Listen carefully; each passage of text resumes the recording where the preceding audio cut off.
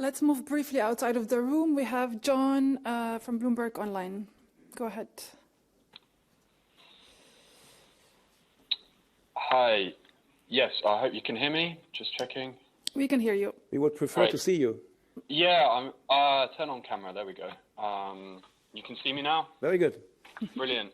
John Angel from Bloomberg News. A question. Have you estimated what levels of fines there will be once credits from other car manufacturers who are further along the electrification pathway are considered or are bought by other companies? And secondly, in Norway, 94% of car sales last month were from EVs. Are you saying that you don't expect the EU to be there in 10 years' time? Thank you. So on the fines, it depends, of course, on the strategy to sell the cars, and there are new incentives to promote electric cars.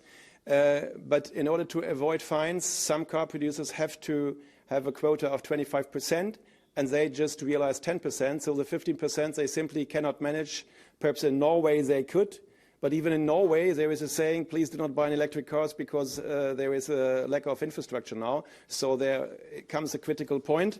I know the numbers that you know, which have been circulated by ACEA, 15 billion for all European OEMs. Our message is we want to avoid the fines because in the practice of a daily life of a guy working in the industry, they now should count how many EVs do I sell in order to avoid the fine.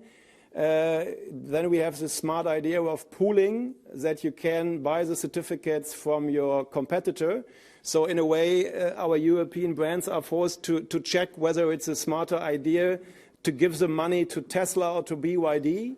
I think this is not the best approach. This is why, in principle, we stay to the idea of avoiding the fines.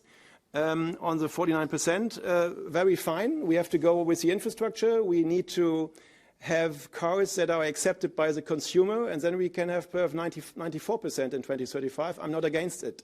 And in the paper, you find a sentence which is fundamental.